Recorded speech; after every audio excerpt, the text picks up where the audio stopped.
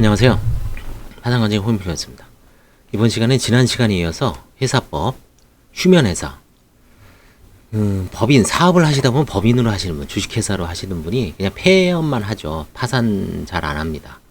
청산할 절차가 별로 없고 재산도 없고 비용만 많이 들어서 그냥 폐업만 하죠. 그럼 그때 이게 어떻게 되는가, 그거에 대해서 많이 궁금하시는 분들이 많아서 휴면회사라 말하고 있습니다.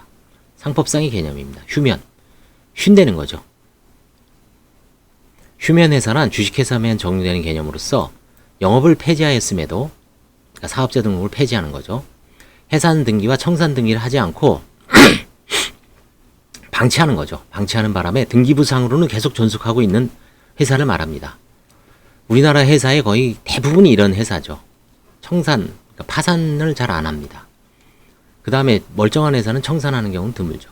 휴면회사는 타인이 상호 선정의 자유를 침해하고 회사를 이용한 범죄의 수단이 될 수도 있으므로 1984년 상법 개정 시 휴면회사에 대한 청산을 간주하는 규정이 신설되었다고 합니다. 얼마 안 됐군요. 84년이면 벌써 이제 한 40년 됐나요? 40년. 제가 대학교 입학할 때가 88년인데 그때 기준으로는 얼마 안 됐네요. 휴면회사의 해상간주. 법원 행정처장이 채의 등기로 5년을 경과한 회사는 본점의 소재를 관하는 법원에 아직 영업을 폐지하지 않았다는 뜻의 신고를 할 것을 관보로서 공고한 경우에 그 공고한 날에 이미 채의 등기 후 5년을 경과한 회사로서 공고한 날로부터 2월 이내에 대통령이 정하는 바에 신고를 하지 않아야 되는 그 회사는 신고기한이 만료한 때에 해산하는 것으로 본다. 5년 지나면 이제 이런 절차만 마무리하면 5년 플러스 약간의 기간이죠. 근데 이제 이렇게 공고를 했는데 아니다, 나 그 기간 내에 다시 하겠다라고 하면 아까 어제 얘기한 회사에 계속을 할 수 있습니다. 계속된. 상법상 이사감사의 임기가 3년을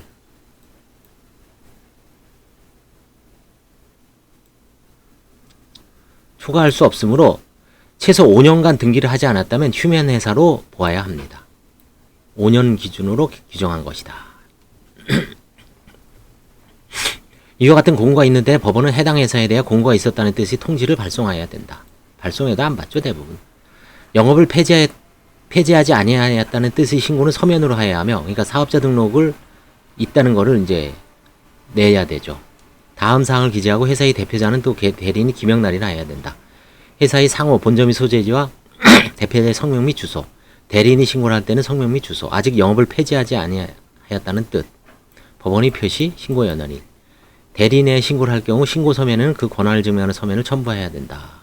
이건 뭐 의미가 없습니다. 해산 등기는 등기소가 직권으로 합니다.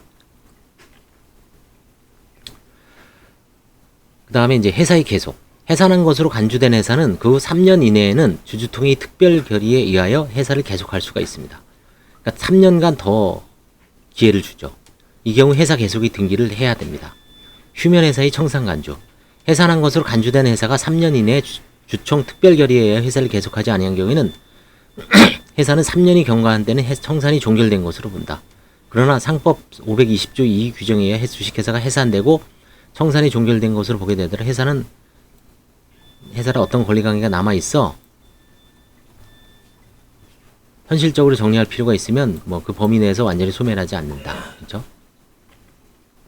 이러한 경우 회사의 해산 당시 이사는 정관에 다른 규정이 있거나 주주총회에 따로 청산이 선임하지 않은 경우에 당연히 청산이 되고, 그러한 청산이 없는 때는 이해관계인이 청구해 법원이 선임한 자가 청산이 됩니다.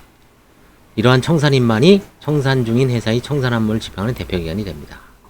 그래서 결국은 오늘 휴면회사, 회사를 그냥 가만히 놔뒀을 때는 5년을 경과한 회사는, 채의 등기 후 5년을 경과한 회사는 법원 행정처장이 공고 내서 해산한 것으로 보고, 그때부터 3년 이내에